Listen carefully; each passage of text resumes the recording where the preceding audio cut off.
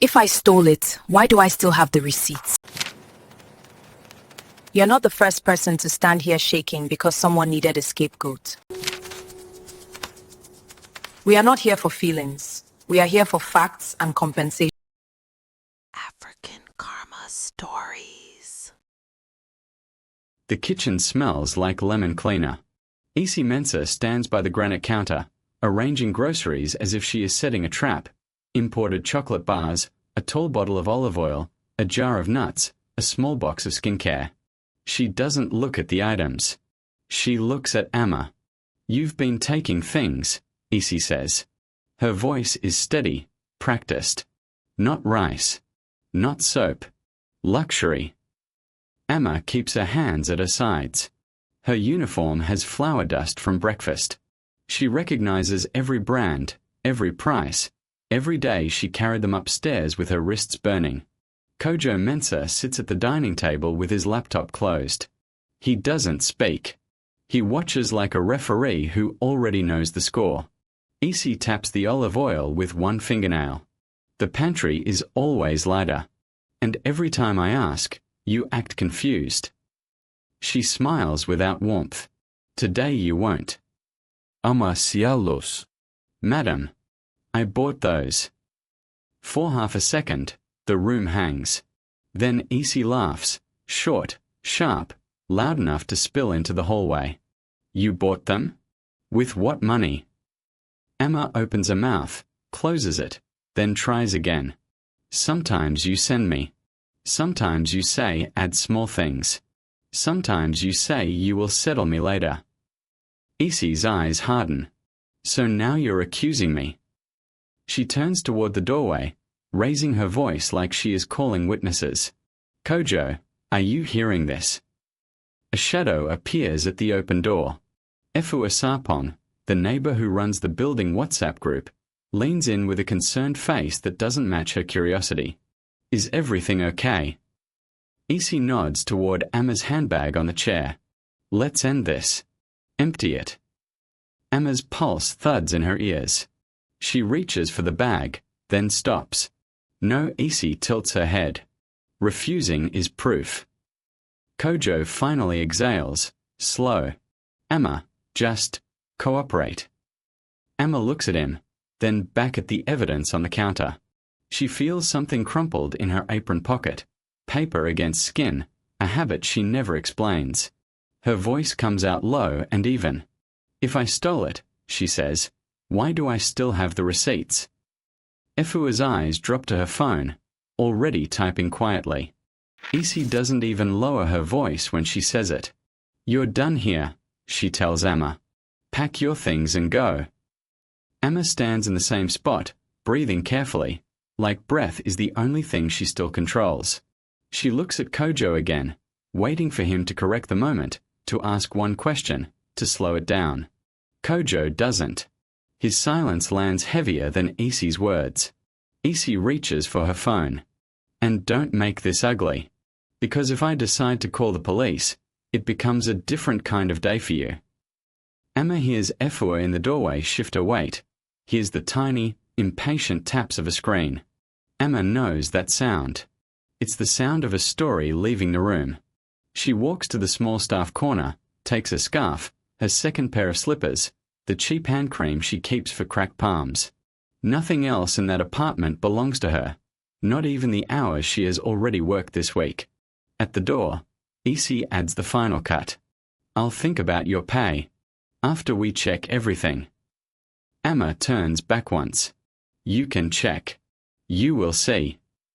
Isi waves her off like smoke. Outside, the corridor feels colder. Amma presses the elevator button and watches the numbers crawl down, one by one, like a countdown. By the time she reaches the ground floor, her phone is already vibrating. A voice note from an unknown number. "Sister, what happened?" They're saying things. Then a message from a woman in the building she has greeted for months. "If it's true, you should return it and beg. God will forgive you." Amma opens the building WhatsApp group. She doesn't even have to scroll. Efua's message is pinned at the top, dressed up as concern. "Please, everyone, Be careful with your house staff. Check your pantry and valuables. Let's stay vigilant. No name. No proof. But the timing names Amma perfectly. Amma walks to the roadside, the Accra heat pressing against her like a hand. She counts her money without looking down. Habit. Rent is due. Her younger brother's school fees are due. The seamstress she owes for her church dress is due. Everything in her life has a deadline, and none of them care that she has been labelled. Kojo's text comes through, short and sterile. Let's talk when things calm down. Amma stares at it until the screen dims. At home, her mother hears one sentence and says, softly, just apologize, my daughter. Even if you didn't do it. Peace is cheaper. Amas valtiktans. Not this peace. She sits on the edge of her bed, pulls the crumpled receipt from her apron pocket, and smooths it with her thumb like it's a map. Then she reaches for the rest, receipts in a tin, screenshots in her phone, dates in her memory. If they want a story, she thinks, she won't fight it with noise. She will fight it with facts. And the first place facts live is where the money leaves your hand. Isi Mensah's public voice is soft. Online, she writes posts about dignity, about fair pay, about how women should protect women. She uses words like community and standards and respect. The captions collect likes from people who have never stood in her kitchen at 6 a.m. with sleep in their eyes and hunger in their hands. Inside the apartment, Isi's voice turns into something else. Sharp when she's stressed, sweet when she wants speed, cold when she wants silence. Amma has learned the rhythm. The good days are when Isi is busy and forgets to micromanage. The bad days are when Isi has time to watch, time to suspect, time to rewrite little moments into big accusations. And lately, Isi has a lot of time to suspect. Amma sits on her bed with her phone in her lap, scrolling backward through messages like she's rewinding her own life. She finds the first small request that wasn't small. Please add imported chocolate if you see it. Get olive oil, the good one. If there's that skincare set, take it. I'll settle you. Settle you later. Settle you later. Settle you later. Amma remembers how it starts. Not with theft. With errands.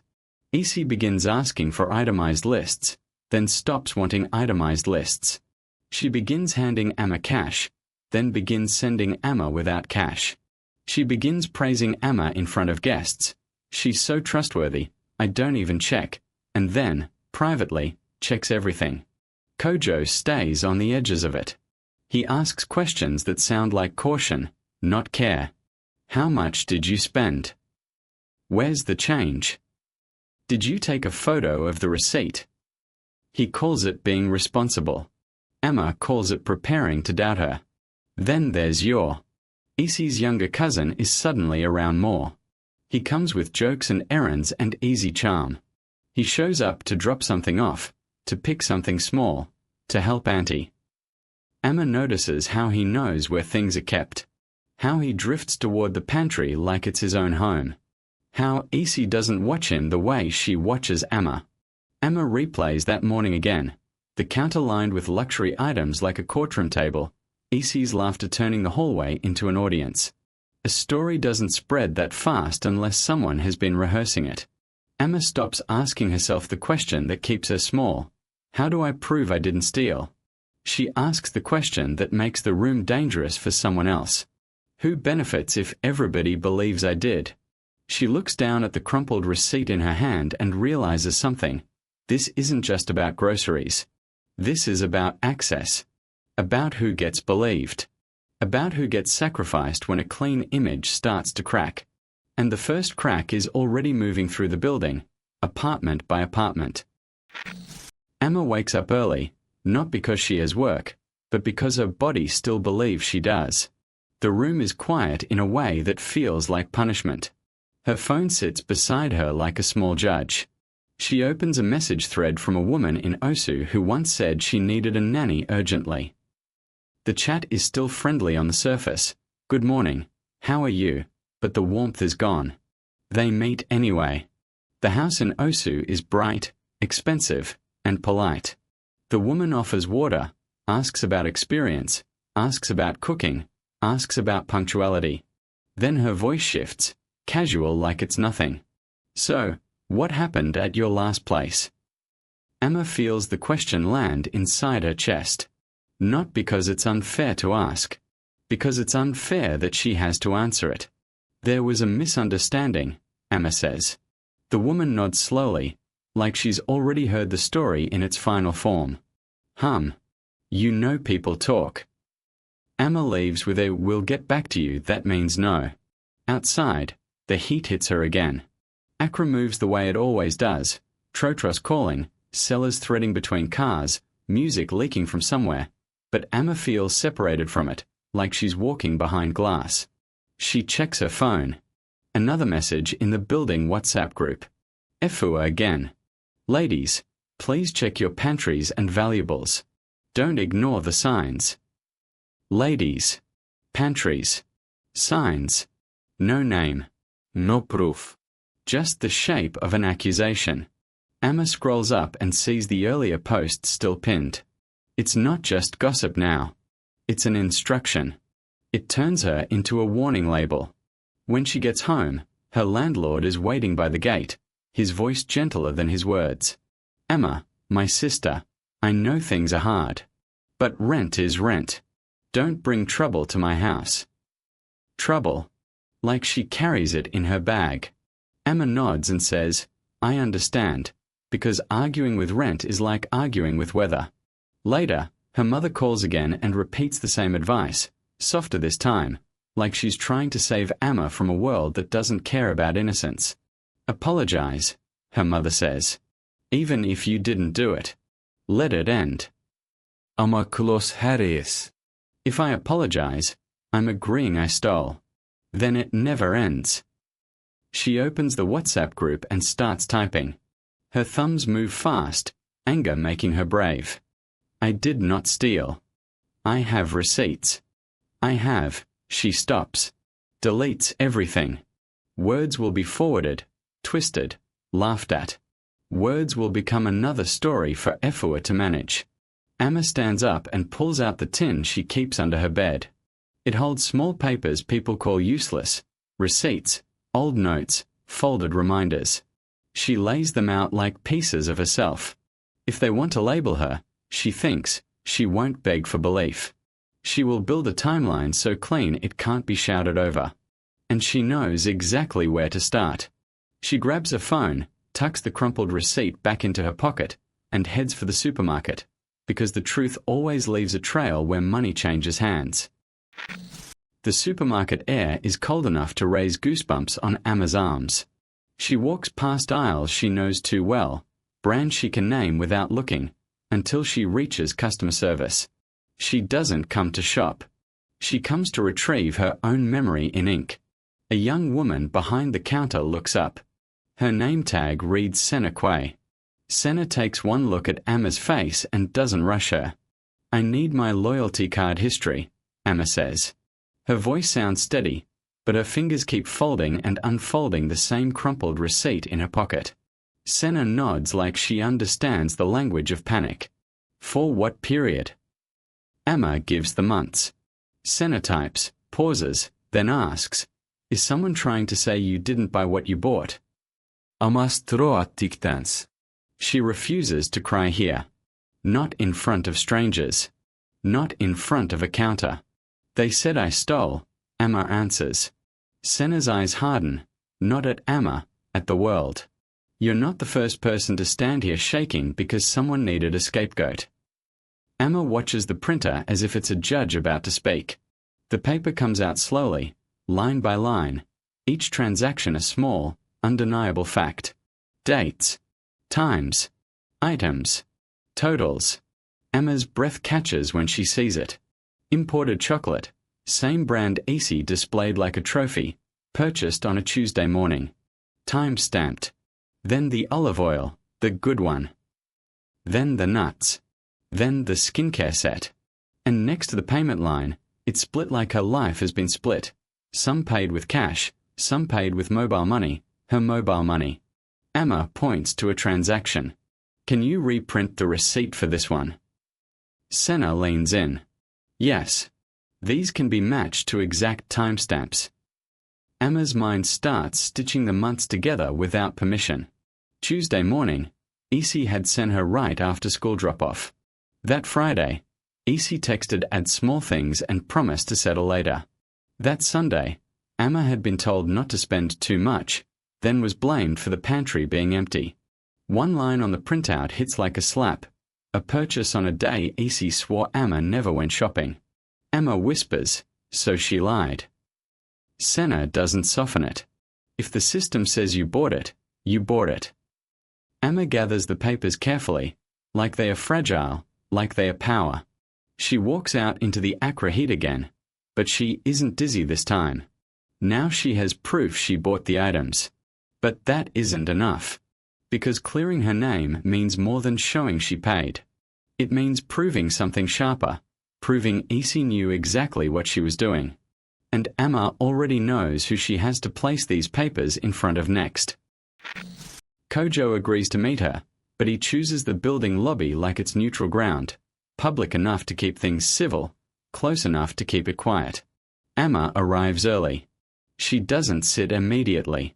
She stands with her papers pressed flat in a clear folder, as if the truth can wrinkle if she handles it carelessly. Kojo walks in with his shoulders tight and his jaw already set. He looks like a man coming to manage a problem, not correct an injustice. Emma, he says. Not warm. Not cruel. Just cautious. Sir, Emma answers. She waits until he sits. Kojo's eyes flick toward the security desk, then back to her. I told Essie we should all talk when the story finishes spreading. Emma cuts in, quiet but exact. Sir, it's already spread. Kojo doesn't respond to that. He nods at the folder. Show me what you have.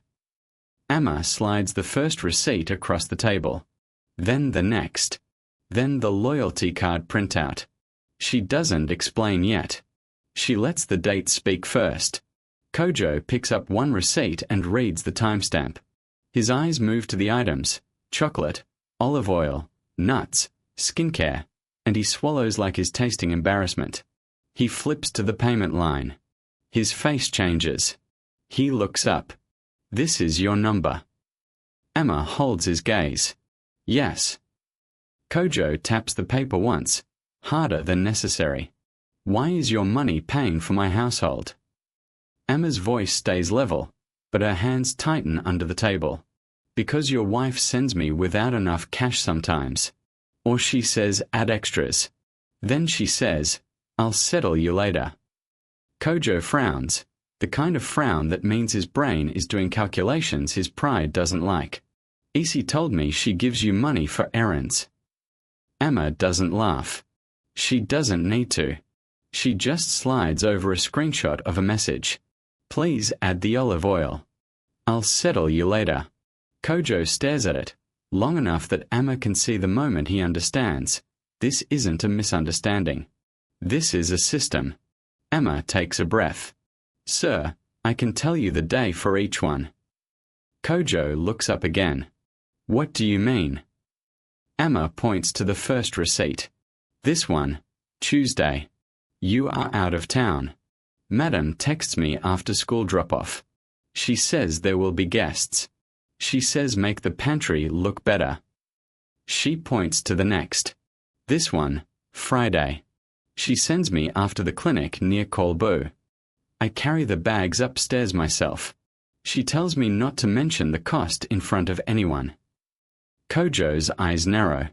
Why would she say that? Emma hesitates, then says the truth the way she always says it, without decoration. Because she likes the house to look expensive, but she doesn't like the numbers to look expensive. Kojo shifts in his seat. For the first time, he looks less like a man protecting a household and more like a man realizing his household has been used. Emma keeps going. She points to the transaction that bothers her most.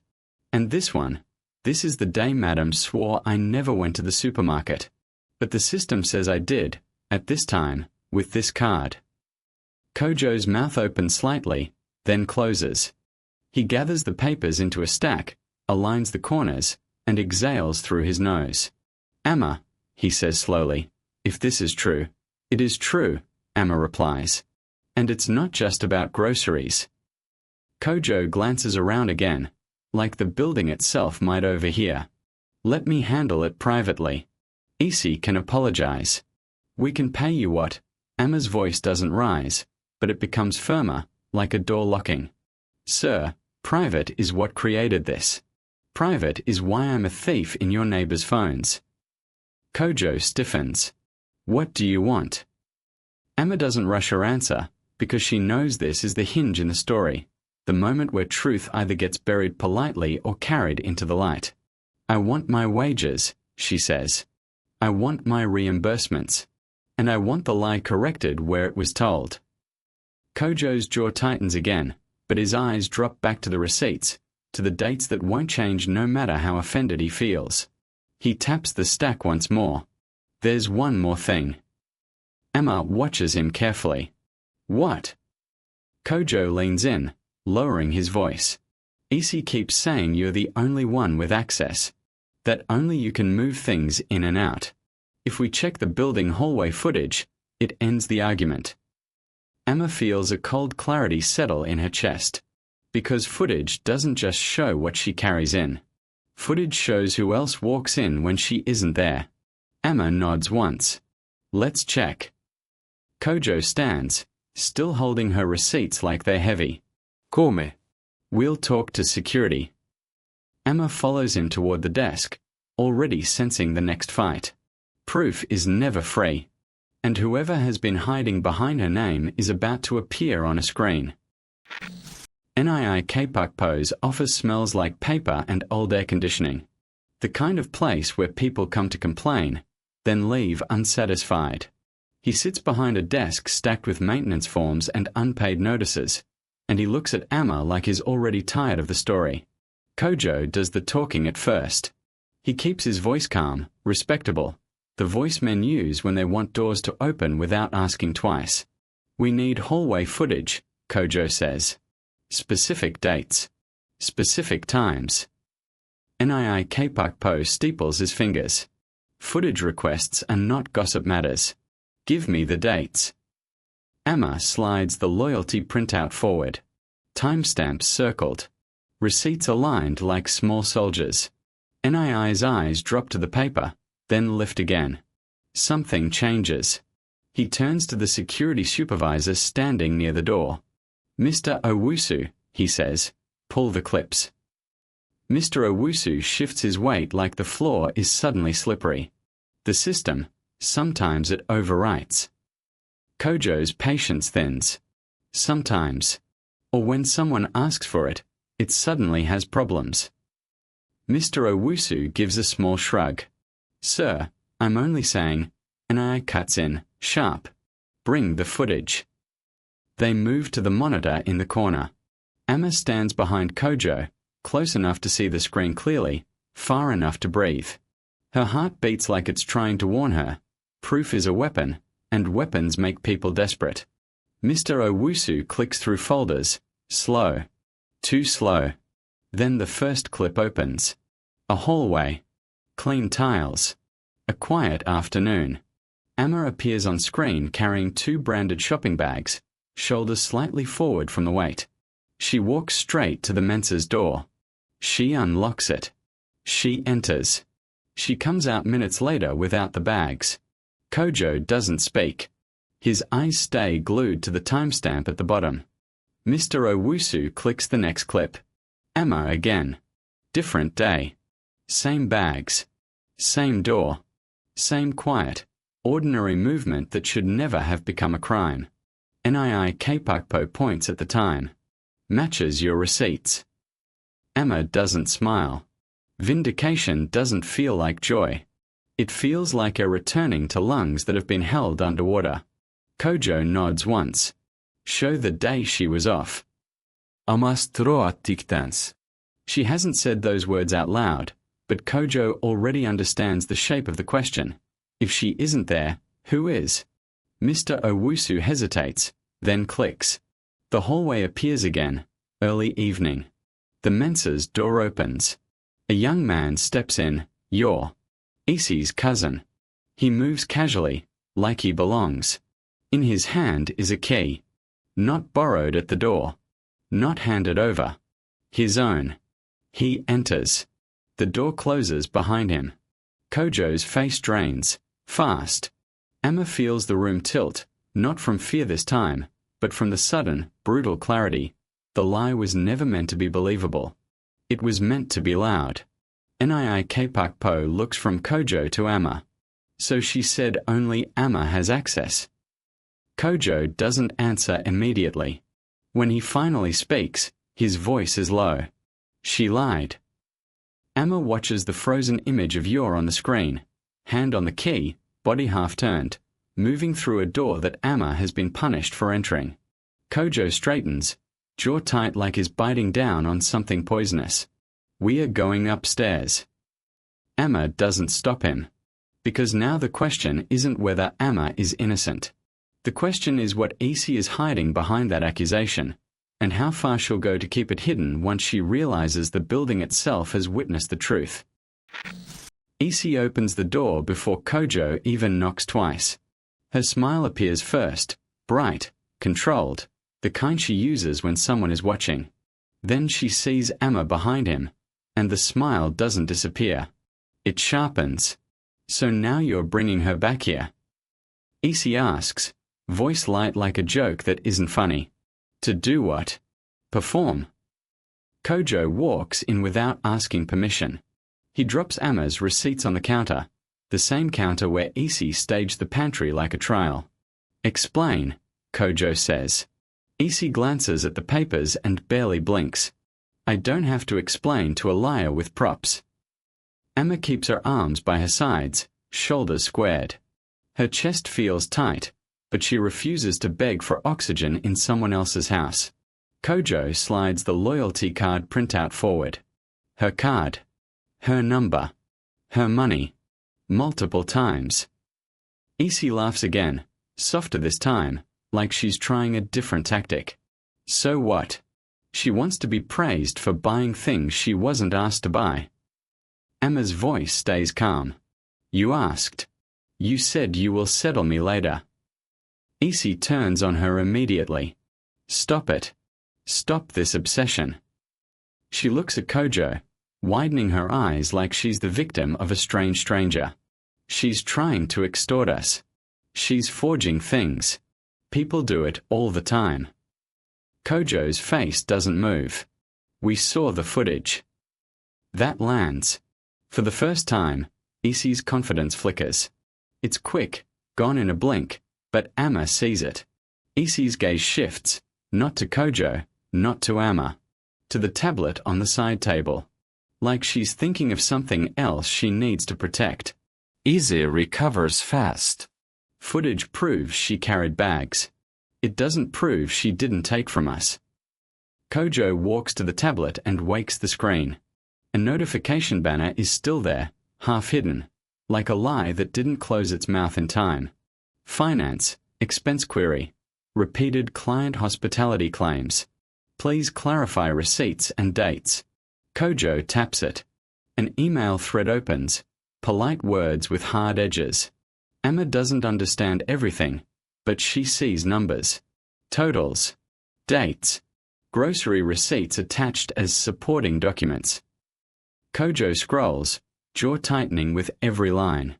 These are from our supermarket, he says, quiet. These totals match what you accused Emma of stealing. Isi's voice goes smaller, then colder. You're snooping. Kojo turns the screen toward her. You've been claiming household groceries as work expenses. Isi steps closer, lowering her voice like the walls are listening. Don't say that out loud. Ama's stomach drops. Not because she's shocked, because she finally sees the shape of it. The missing items story isn't about a pantry. It's about a paper trail. Isi's eyes cut to Emma again, and the sweetness is gone. You should have just left quietly, she says. Emma hears it clearly. Not regret. Not guilt. A warning. Emma reaches into her pocket and touches the crumpled receipt, grounding herself in something real. No, she says. You made it public. So we finish it public. Kojo looks at her. Emma, let's not. Emma meets his eyes. Sir, I'm going to the Labour Office, and I'm asking for a written correction where my name was dragged. Isi's face hardens, as if she's deciding what kind of person she's willing to be now that she's cornered. And Emma realizes the next fight won't be in a kitchen. It will be in a room where stories don't matter, only documents do. The Labour Office waiting area is loud in a quiet way. Plastic chairs, murmured voices, paperwork sliding across counters like people are trading pieces of their lives.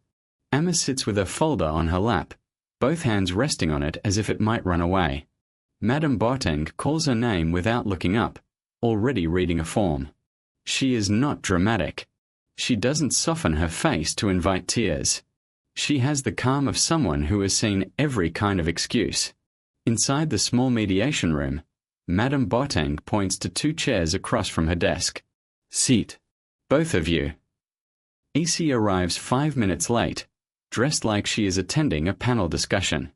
Her perfume reaches the door before she does. Kojo follows, quieter, carrying his own weight like a briefcase. Isi's first sentence is performance. Madam, this girl is harassing us. She's trying to blackmail my family. Madame Boateng doesn't react. She slides a blank sheet forward. We are not here for feelings. We are here for facts and compensation. Emma, present your documents. Emma opens the folder and lays everything out in clean order. Loyalty card history, timestamp receipts, screenshots of messages. Add this, I'll settle you later, and a note from the building manager confirming footage and entry logs exist for those dates. Madame Boateng reads without rushing. The room fills with the sound of paper turning. Kojo clears his throat once. Madam, I can confirm she did errands. Many times. I didn't know she was using her own money. Isi snaps her head toward him. Kojo. Madame Boateng lifts her hand, stopping her mid-breath. Isi, you will speak when I ask. If you interrupt again, I end this session and refer the matter forward. Isi sits back, lips pressed tight, eyes sharp. Madame Boateng taps one receipt with her pen. Emma, this receipt is for household goods. Payment line shows mobile money from your number. Do you have reimbursement for this? Emma's voice is steady. No, madam. Madame Boateng looks at Isi. Do you deny instructing her to purchase these items? Isi's smile returns, small and dangerous. She could have bought anything and is now claiming it was for us. Emma slides her phone forward, the message already open. Please add the olive oil. I'll settle you later. Madame Boateng reads it once, then again. This is your number, Isi. Isi's eyes flicker. Madame Boateng continues, tone unchanged. Emma is claiming unpaid wages for the final week, reimbursement for out-of-pocket purchases, and written correction of the theft allegation that was circulated in your building. Kojo exhales like the room is shrinking around him. Madame Boateng folds her hands. Here is what happens next. Either we resolve this with payment and written apology today, or we escalate it, and the paper trail will speak for you in a larger room. Silence stretches. Isi stares at the receipts like they are accusing her back. And Emma realizes this is the moment Isi chooses: protect pride, or repair the damage she made public. Isi signs the agreement like she is signing something beneath her. Madame Boateng reads each term out loud, slow, so nobody can pretend later. Back wages for the final week, she says. Full reimbursement for verified out-of-pocket purchases. A written reference letter stating Amma Nyako was falsely accused. And a public retraction in the same building group where the warning was posted. Isi's pen pauses at the word public. Her eyes lift. You want me to announce my private business to strangers? Isi asks. Madame Boateng doesn't blink. You announced Emma's character to strangers. This is correction. Kojo shifts beside Isi, his face tight with a kind of regret that arrives late and expects credit for showing up at all. Madame Boateng turns the paper toward Emma. Check the amounts. Emma scans the figures. No rounding. No, we'll add it later. Every receipt total matches. Even the small ones people dismiss as nothing, because small ones add up to hunger. She nods once. It's correct. Kojo pulls out his phone, opens his mobile money app, then hesitates like he wants to say something noble. He doesn't. He just sends an additional transfer on top of the agreed amount. Emma's phone buzzes with the alert. Emma looks at him. What is that? Kojo swallows. For the way it was handled. Emma hears what he can't say. For watching you get accused and doing nothing. Madame Boateng watches them both. Isi. The message. Isi unlocks her phone with a stiff thumb. For a moment, her screen reflects in her eyes, the place where her power has lived for too long. She opens the building WhatsApp group. Her fingers hover. Emma thinks of the corridor, the laughter, the doorways, the way Efua's phone had been typing while Emma was still standing there. Emma feels the old shame try to rise again, then she presses it down. Shame belongs to the person who lies, not the person who proves the truth. Isi begins to type. The retraction appears in the group as a block of text, too formal to be mistaken. I falsely accused Emma Nyako of stealing from my home. The accusation was untrue. Emma made purchases for my household, including with her own funds, and I am reimbursing her. I apologize to Emma for the harm caused and I ask everyone to disregard the previous warning message. The room is silent except for the soft send sound. Madame Boateng nods once. Now pin it. Isi pins it. Her jaw clenches. Emma's phone starts buzzing immediately. Messages, missed calls, sudden kindness arriving only after proof. Madame Boateng slides the signed reference letter across the desk. Take it. Emma takes the paper and holds it like it has weight. Because it does. Outside the office, the sun is bright, and Emma is free on paper. But her chest is still tight, because clearing your name doesn't return the nights you spent measuring your life against a lie. She walks away anyway, receipts still in her pocket, wondering what kind of person she becomes after surviving someone else's story.